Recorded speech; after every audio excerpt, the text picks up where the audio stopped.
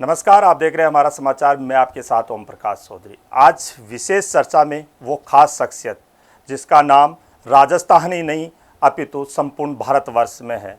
दूदू से विधायक और वर्तमान में राजस्थान सरकार में उप मुख्यमंत्री डॉक्टर प्रेमचंद जी बैरवा सीधे अपने साथ में जुड़े हैं। सबसे पहले तो सर, चैनल में आपका बहुत बहुत स्वागत। थैंक यू सर, धन्यवाद। पहला ही क्वेश्चन है मेरा, राजस्थान में जिस प्रकार सरकार परिवर्तित हुई, जिस प्रकार से आप लोगों की और कार्यकर्ताओं की मेहनत सार्थक हुई, पिछली सरकार को पछाड़ा, एक नए विजन की आपने शुरुआत की, तो क्या वो नया विजन किस धरातल तक पहुंच चुका है?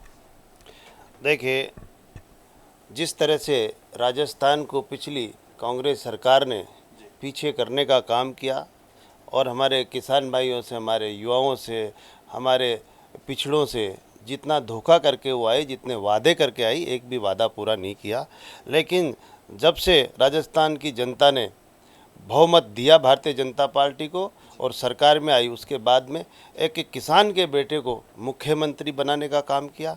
और अगर किसानों की और युवाओं की अगर कोई सुन सकता है, पिछड़ों की अगर कोई सुन सकता है, तो निश्चित रूप से वो धरातल का आदमी सुन सकता है, जिन्होंने संभालते ही हमारी महिलाओं के बारे में, रसोई गैस का कम करना, हमारे पेट्रोल डीजल के दाम राजस्थान में एक समान करने का और छूट देने का काम किया है। इतना ही नहीं, हमारी ईआरसीपी योजना जो 2 राज्यों से समझौता करके और आज उनकी डीपीआर तैयार है। निश्चित रूप से हमारे राजस्थान में इससे बड़ा कोई काम नहीं हो सकता है कि हर खेत को पानी पहुंचाने का जो काम किया है हमारे यशस्वी मुख्यमंत्री ने। निश्चित रूप से एक विजन दिया है राजस्थान को कि विकसित राजस्थान, क्योंकि माननीय यशस्वी प्रधानमंत्री मोदी जी का जो सपना है विकसित भारत का, वो जब भी पूरा होगा जब हर राज्य का एक विजन होगा और विकसित राजस्थान इसको पूरा करने का विजन हमारे यशस्वी मुख्यमंत्री ने दिया है।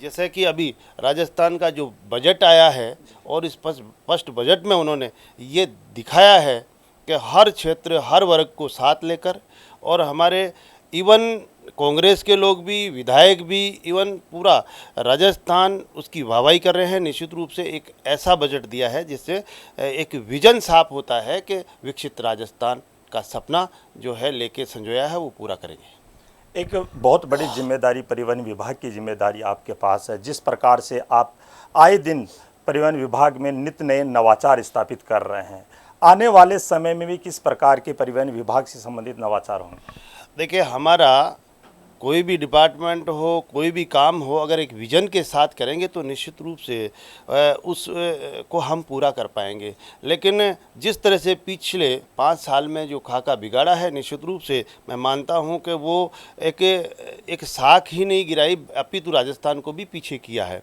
तो अब मैं हायर एजुकेशन, परिवहन विभाग, हमारे आयुष में, सब में एक अच्छे नवाचार करता हुआ काम कर रहा हूँ कि जिससे हमारे लोगों को अधिक से अधिक फ़ायदा मिले, उनकी सुख सुविधाओं को हम अच्छा बनाएं और जो उनको परेशानी है उस परेशानी को हम कम करें। इसको लेकर मैं डेली हर डिपार्टमेंट में कुछ न कुछ करने की कोशिश कर रहा हूं, जिससे कि हमारा जो विकसित राजस्थान का सपना है वो पूरा हो।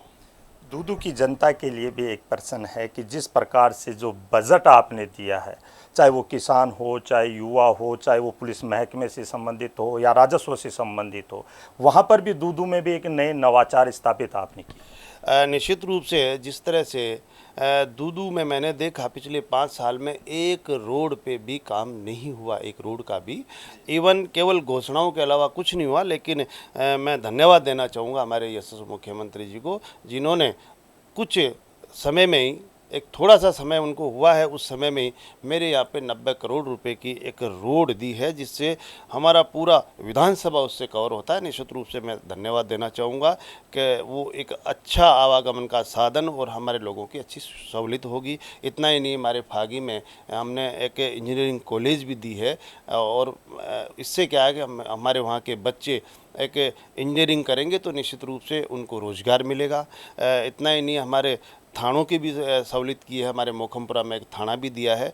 और निश्चित रूप से मैं मानता हूं कि जिस तरह से हम एक छोड़ के एक काम करते रहेंगे, एक को पूरा करते ही दूसरा, तो इन 5 साल में मैं मानता हूं कि एक दूदू की जनता के लिए एक अच्छा काम करेंगे। और इतना ही नहीं, मैं रोज़गार के लिए एक औद्योगिक क्षेत्र का भी वहाँ विस्तार करेंगे, जिससे कि हमारे वहाँ के युवा लोग बेरोजगार नहीं रहे। बाकी रोडों से लेकर बिजली पानी की जो सुविधा है उसमें दिनों दिन मैं उसको अच्छी बनाता हुआ लेके जाऊंगा। ये यशस्वी मुख्यमंत्री जी इस बात को अपने संज्ञान में लेते हैं और मैं हर चीज़ को पूरा करने के लिए काम करूंगा।